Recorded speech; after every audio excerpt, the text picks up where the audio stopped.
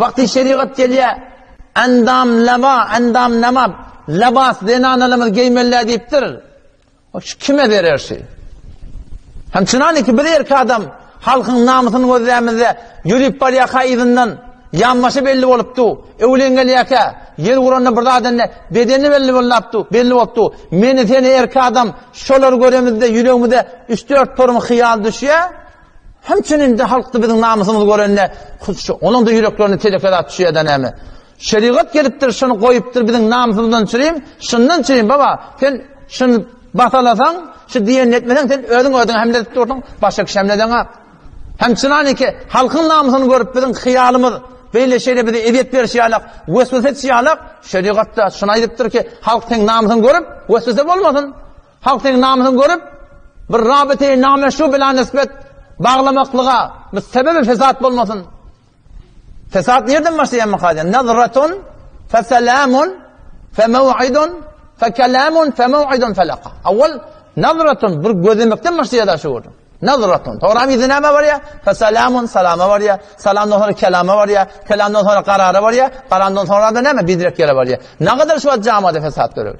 Vakti ki Huday Teala Kur'an'la ayı 50 Sure-i Ahzab'da şunu aydıptırır.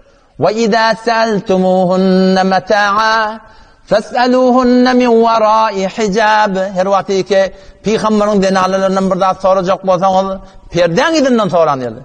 Yani sen Peygamber'in oyuna baranda şöyle bir Ayşe'ni görebilmeyen, bir Fatıma sen görebilmeyen, Hazreti Ümmü Seleme'den görebilmeyen, o ne deyip ayet inenden sonra avul görüyorlamıştık, barıyarlamıştık, oturuşuyorlamıştık. Ayet inenden sonra Peygamber şöyle perde çekiptir.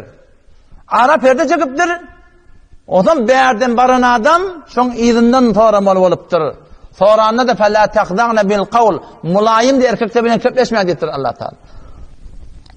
Ve vakti hemçinani ki şu an asli hicabı xanan ödü şey bizim men ayallığınım, men qıydım, men denanam vakti ki daşarı çıkıp hop beni hemişe öğrenip gidebilmer akıyım o.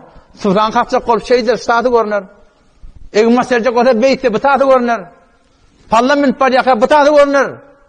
O zaman halk men namusum görüp sen ne mi diyen? O sözde bular mı ya bolmar mı?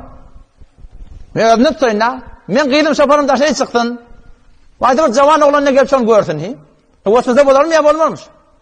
Biz şeriata ters amel etmeklik, yani men ştadışım riayet etmesem, men öz şahsiyetime, özüme hamle ettim. Yan şiirin vurunda, özümü ne emet yok, kuyun şunu bak ya. Şu fikret diyen şeriat ben taraf mıkayım ama, şeriat geliptir şunu, özünden çüreyim. Bizim hifazatımız şey.